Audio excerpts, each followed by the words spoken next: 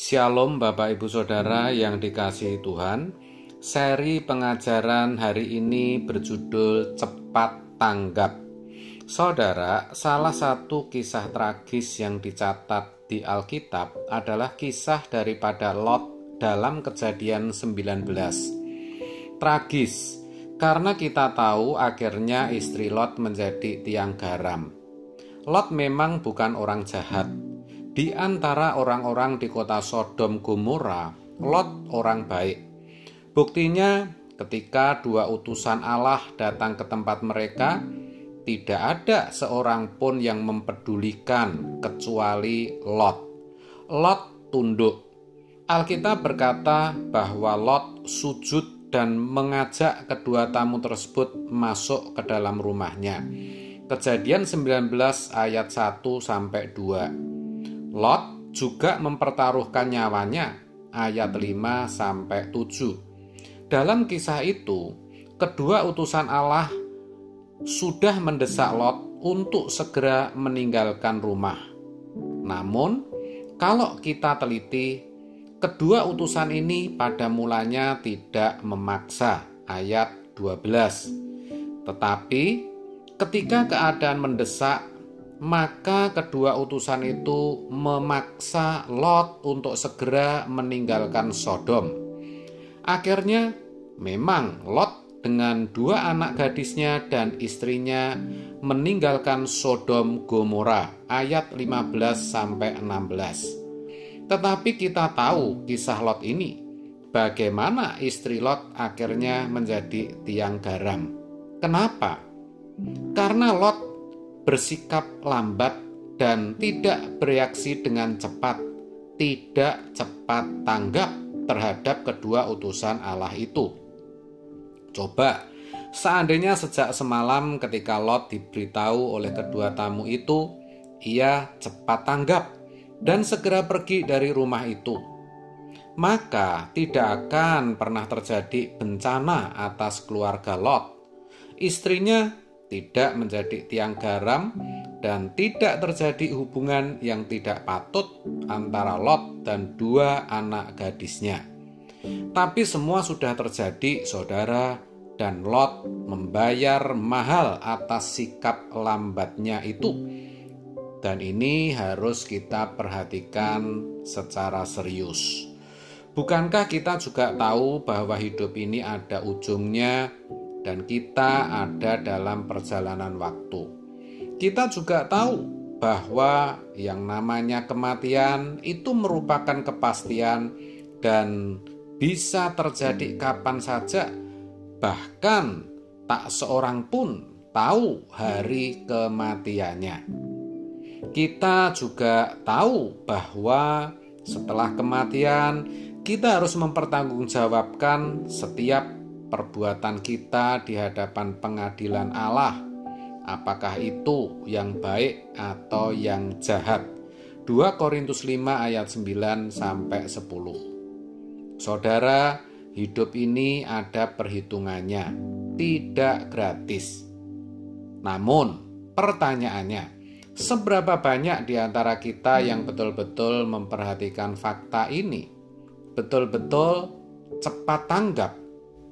Saudara, sebenarnya bagaimana sikap atau respon kita terhadap realitas kekekalan itu menunjukkan seberapa kita menghormati Tuhan dan juga seberapa kita mempercayai perkataan atau firman-Nya.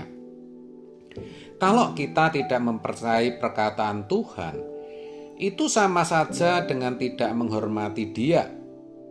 Jadi, ketika kita memiliki sikap menunda, tidak cepat tanggap, tidak reaktif terhadap firman Tuhan, terhadap kehendak Tuhan yang harus kita lakukan, sebenarnya itu merupakan sikap tidak atau kurang menghormati Allah. Kenapa bisa begitu?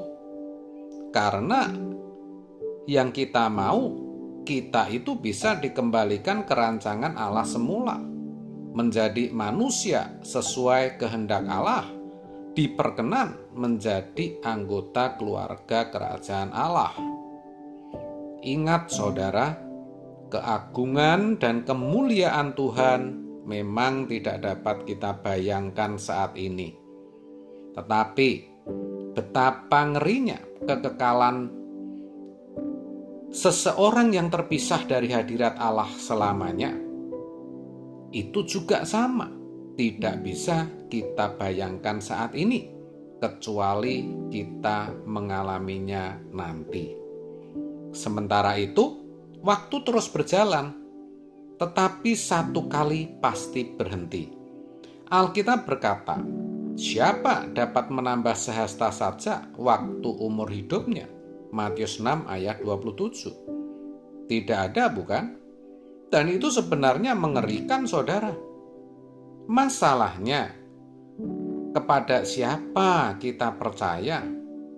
Jaminannya apa kalau Tuhan atau firman Tuhan itu benar? Jadi, kalau kita sungguh-sungguh mau cepat tanggap atas firman Tuhan, maka hidup kita pasti berubah, kelakuan kita berubah, dan kita semakin bisa melepaskan diri dari ikatan-ikatan dunia.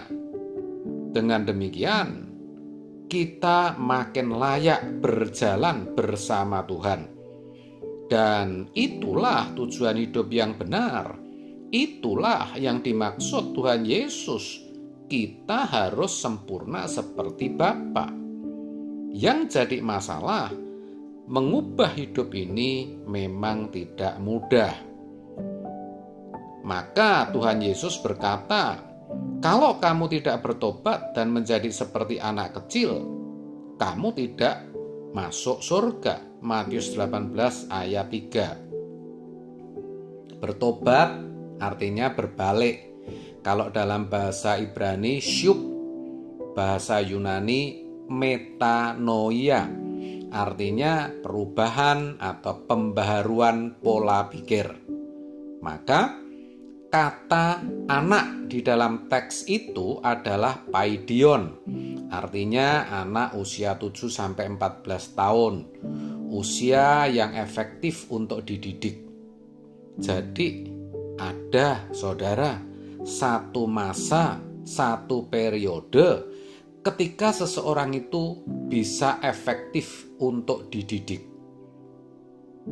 Walau kita sudah tua dan sudah melewati proses didikan Tuhan, tetapi kita dapat tetap mudah dibentuk. Asal, perhatikan ini, kita mau serius dan berkomitmen untuk mengubah hidup kita. Sebaliknya, walaupun seseorang belum tua, masih umur 30-40 tahun, tetapi kalau dasar hidupnya bandel sejak remaja, maka bisa saja sudah tidak bisa lagi diperbaiki atau diubah. Jadi jangan main-main, saudara. Kita mesti mengkoreksi diri dengan jujur. Apakah ada perubahan yang berarti, perubahan yang nyata di dalam hidup kita? Kalau belum, kita harus menggeliat. Setiap hari kita harus periksa apakah ada hal-hal yang tidak patut yang masih kita lakukan. Untuk kita akui kesalahannya di hadapan Tuhan dan kita ubah. Kalau Tuhan menegur kita atas kesalahan yang kita lakukan, maka kita harus cepat tanggap, sigap, sehingga kita akhirnya bisa diubahkan dan beroleh buah keselamatan, yaitu hidup yang kekal di surga mulia. Amin. Tuhan Yesus memberkati.